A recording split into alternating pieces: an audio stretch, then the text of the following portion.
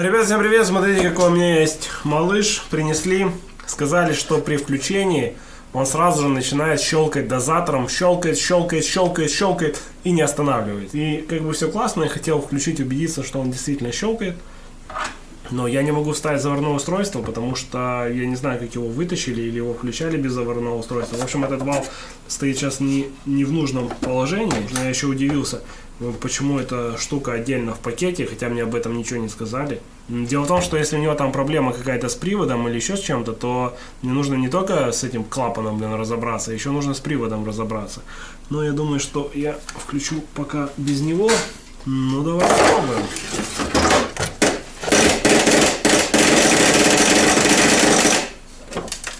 Нормалек. Ну все, перестал трещать. Похоже, что это не дозатор шумит. А мне прямо интересно, что это. Точно дозатор.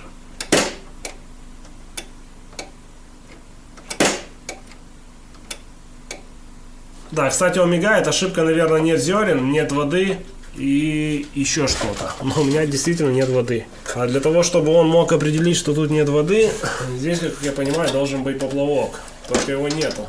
Хотя не, если поплавка нет, то все должно быть хорошо. Наоборот, когда поплавок внизу, то он тогда определяет, что нет воды. А так поплавка нет, все классно.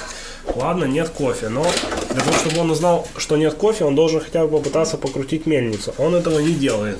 Значит, у него какая-то общая ошибка. Обратите внимание, что уже клапан этот перестал стучать, дозатор. Так, сначала мануал. Будем его сейчас смотреть. И меня интересуют ошибки. Это, наверное, где-то внизу самом.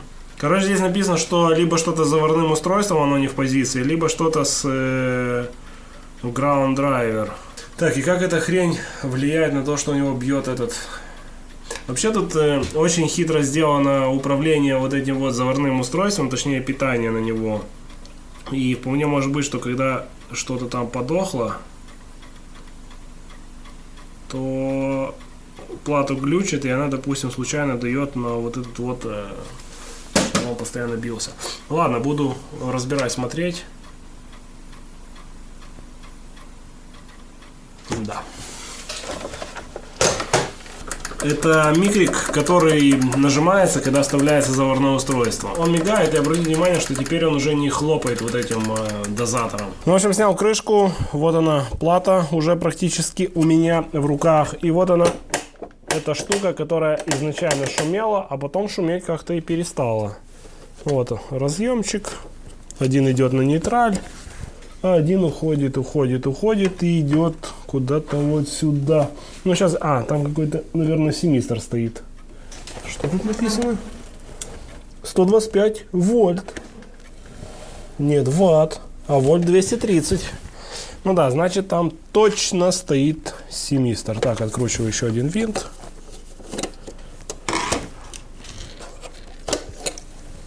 И что мы тут наблюдаем? Все красиво, все нормально. Но опять же, так как мы слышали, что этот клапан именно стучит, то есть он то включается, то выключается, то включается, то выключается, то это означает, что ключ живой. Иначе, если бы ключ был бы пробит, то у нас бы этот клапан в момент включения просто бы открылся и больше бы не дергался. А так как он дергается, это говорит о том, что... О чем это, кстати, говорит? Надо посмотреть, если тут идет напрямую с 220 через ключ, а иной раз оно может идти через еще один ключ, то есть, допустим, какой-то общий ключ, который уже разрешает всему работать, и тогда у нас может пробитый быть ключ, и когда общий включается, тогда только это запускается. Ну, давайте будем смотреть, чего гадать. В общем, здесь мотор заварного устройства идет, кажется, на 24 вольта, а питается он на 220 вольт. И питается он там очень хитро, там стоит, ну, грубо говоря, там стоит стабилизатор на транзисторе. И давайте эту цепь сейчас тоже проверим. Потому что, да, вроде как бы проблема в том, что он щелкал, но на самом деле проблема в том, что он при включении должен инициализировать заварное устройство, но он у нас его не инициализирует, и он показывает светодиодом ошибку именно на заварное устройство.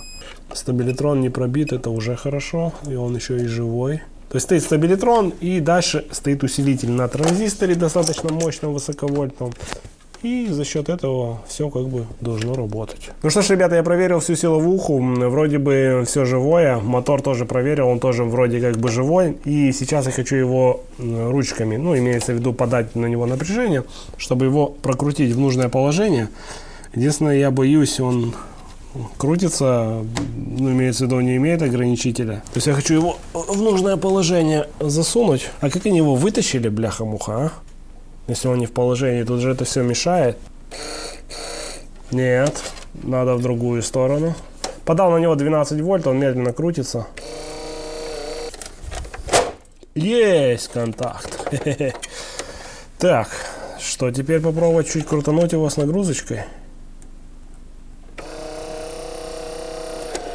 Ну да, что-то он делает. Смотрим, как он себя поведет. Но вообще такого не должно быть. Если он не в положении, он должен начать его крутить. Хотя, может, там какие-то проблемы с датчиками. Так, на плате опасное для жизни напряжение. Поэтому нужно быть крайне осторожным. И вот то, что я сейчас делаю, так делать нельзя. Итак, я сделал вид, что крышка закрыта. Так как здесь магнита нет, то он будет думать, что вода есть.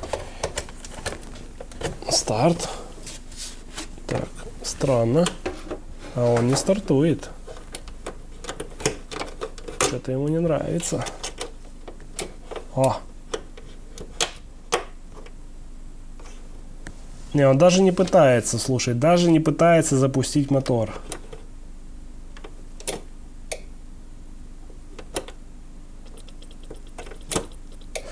Это реле, оно, наверное, включает ТН бойлера.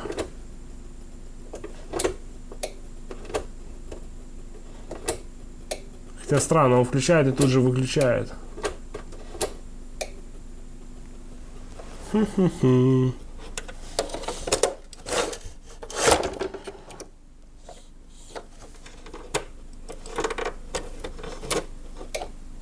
Когда я вставил вот это заварное устройство, оно не достает до микрика.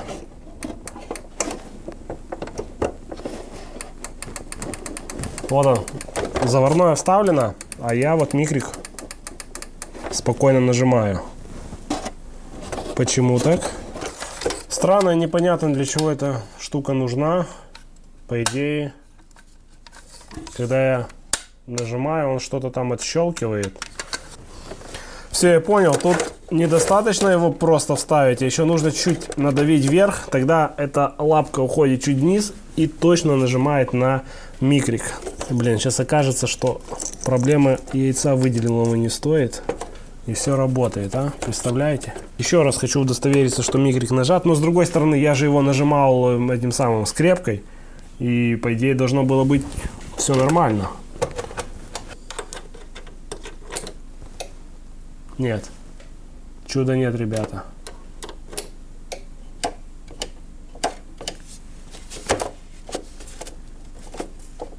Вроде как бы он ругается на заварное устройство. Я стал внимательно смотреть все микрики. То есть один микрик на крышке, один микрик на заварном устройстве. Вот он щелкает. Ну, крышку я вот заблокировал. Ну, точнее, руками его блокирую, потому что я не могу как бы его заблокировать так, чтобы он не дергался. Так, и один микрик на поддоне. Эй. Да, там микрик есть, вот я его нажимаю, но вот я не слышу четкого щелчка, чик-чик. А вот, кстати, он может ругаться, нет поддона у него, и он не захочет сюда скидывать кофе, то есть двигать заварное устройство, чтобы скинуть лишний кофе. Может быть, кстати, из-за этого. Так, и что тут у нас с микриком? А ну-ка, давай-ка еще разок.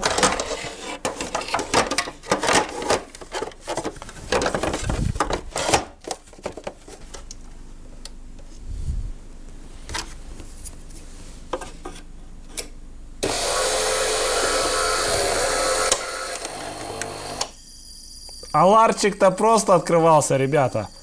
Ну, я не знаю, мне стыдно за такую работу кушать колбасу, если честно. Хотя, по идее, никого не обокрал, ничего плохого не сделал. Но опять же мигает светодиод. Почему мигает? Но что-то пытался делать, он заварник двигал хотя бы. А, все, я понял, это мой микрик отвалился. Да, и теперь он греется. все идеально. Проблема в том микрике, то есть, короче, нужно разбирать. Но это вообще шара. Я вообще не разбираюсь с этими машинами, я в них не понимаю, я не понимаю, как оно измельчает, я не понимаю, как там вода идет. Я понимаю немного в платах. И вот мне приносят, говорят, там что-то с платой. А по факту тут не с платой. Теперь как-то бы его мне нагнуть немножко раком так, чтобы я достал до того микрика, но что-то мне подсказывает, и похоже, что не зря подсказывает, что для того, чтобы добраться до микрика, нужно полмашины разобрать. А ребята, здесь вообще такая хитрейшая система, то есть они решили одной жопой на 2 стула сесть. И это, в принципе, разумно, хотя, с другой стороны, жопа в данном случае это микрик, цена его копейки, но тем не менее они решили сэкономить один микрик. То есть по-хорошему, как бы нормальный человек сделал, он бы поставил один микрик на поддон и поставил бы один микрик на вот этот вот контейнер отходов. Но они сделали хитро. Они взяли один микрик и поставили его на коромысло. И сначала ты вставляешь поддон, этот поддон давит на коромысло, вот он, смотрите, я не знаю, вы увидите что-то или нет. В общем, когда ты давишь на это коромысло, этот микрик подходит с этой стороны, и только тогда он среагирует на то, что вставлен вот этот вот контейнер отходов. Если ты не до конца поставил поддон, у тебя мигает эта штука и пишет, что что-то с заварным устройством. Если ты плохо вставил вот эту крышку, то у тебя тоже мигает и пишет, что что-то с заварным устройством. А по факту у тебя все нормально совсем. Нажимаем микрик, что мы закрываем крышку. Не понял. Блин. Я выключил его из розетки. Все, заварник двигается. Двигается обратно. И ничего не щелкает, не бегает. И начинает греться.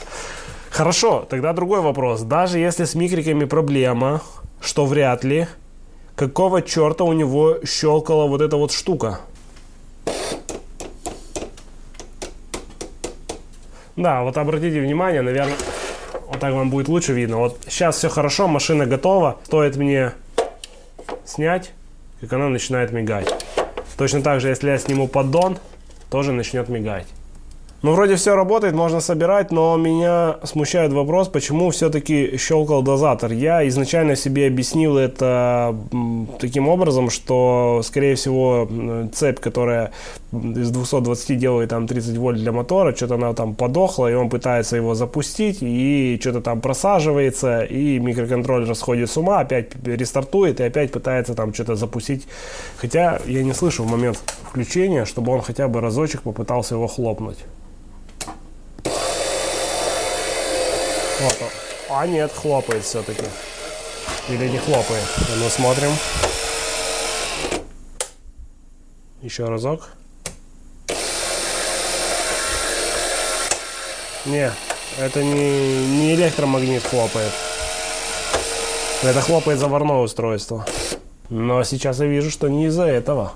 На плате все красиво, воды никакой нету, никаких следов нету. Все как бы хорошо. И это плохо.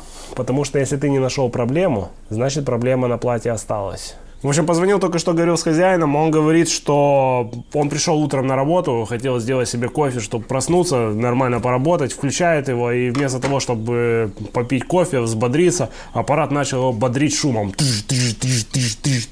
Постоянно эта штука срабатывала. Я вот сейчас пару раз еще включил, у меня она не срабатывает, но нужно понимать, что изначально она у меня тоже срабатывала, и единственное, что я сделал, это просто взял и вытер плату от остатков молотого кофе.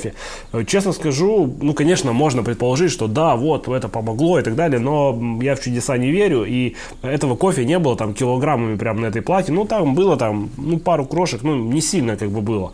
И то, что я стер, ну, это почти маловероятно. То есть что-то тут есть на плате, но вот что? Плата красивенькая, не грязная. Она еще покрыта лаком, ее никто не пахал. Хотя мне сказали, что она была у меня, но я тут точно ничего не паял. Так, из розетки выключен, а то я пальцами лазию. Ну, не знаю. В целом, все тут просто идеально. Не прикопаешься вообще ни к чему. О, а вот и к чему можно прикопаться, парни. Смотрите, он чуть-чуть начал сдуваться. И, кстати, из-за этого и могут быть проблемы. То есть здесь стоит трансформатор, дальше стоит конденсатор, дальше стоит, скорее всего, кренка на 5 вольт. И если этот конденсатор сухой, кстати, после кренки я не вижу конденсатора. Это Элька, а вот тут маленький, на 2,2 микрофарада 100 вольт. Если он сухой, то вот это выпрямленное напряжение, оно очень плохо сглаживается. И, скорее всего, оно на питание идет с пульсацией. И вполне возможно, что, к примеру, у меня тут 230 вольт, и у меня все нормально, а у человека там будет 210 вольт или 218, этих пульсаций будет слишком много, и вот микроконтроллер из-за того, что у него проблемы с питанием, начинает страдать херней, и, например, почему нет, тыкает вот эту вот штуку. Это вполне может быть, кстати. И вот это мне уже нравится. То есть просто там я смахнул пыль, она там начала работать, ну, блин, это чудеса. Такого не бывает. А вот то, что ты поменял конденсатор, и оно начало работать, тут, скорее всего... Ну, больше как бы шансов, что это похоже на правду, что это действительно поможет. И проблема вот в этих вот плавающих дефектах, она в том, что ты можешь просто случайно попасть в ситуацию, когда у тебя все работает. И оно работает просто потому, что вот так совпало. Оно раньше не работало, а сейчас вот оно совпало и работает. А завтра оно опять совпадет и будет уже не работать. Не потому, что ты тут что-то сделал, что-то поменял. Сидеть тестить ее очень долго тоже как бы не вариант. Поэтому вот когда ты видишь прям вот, что ты что-то сделал, и что это в принципе может влиять на работоспособность устройства, то уже легче, уже прям чувствуешь, что действительно сделал какое-то полезное дело. Итак, где мой вакуумник? И вот у меня есть конденсатор. Я надеюсь, он чуть-чуть, конечно, выше, хотя не сильно выше. Я думаю, сядет он тут нормально. Ничего ему мешать не будет. Вот так он выглядит, немного пузатый. Это означает, что он уже высох, и ему почти конец. Вы знаете, ребята, я немножко лоханулся. Я не обратил внимания, где у него плюс, где минус. А, вот, нашел, вот он плюс, слава богу.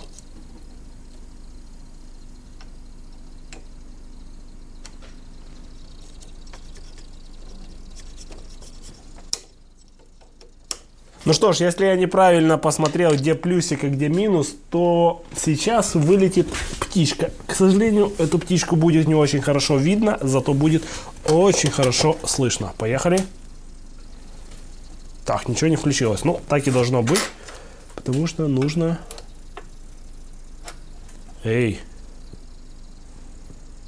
А, так, потом так и потом так. Блин, аж страшно, если честно. Я услышал шум мотора, я думал, что пух! На самом деле, если конденсатор стоит неправильно, то он может и не бахнуть. Ну, не сразу, по крайней мере, бахнет. Не, вроде бы все хорошо. Ну все, собираем машинку. И такая вот детская проблемка. Хорошо, что его было видно, потому что иначе его можно искать очень-очень и очень долго. Забабахаем кофеечек сейчас. Притащу сейчас свой тазик. И все должно быть хорошо. Надеюсь, ничего не пропустил. А, еще воды надо набрать. Погнал за водой.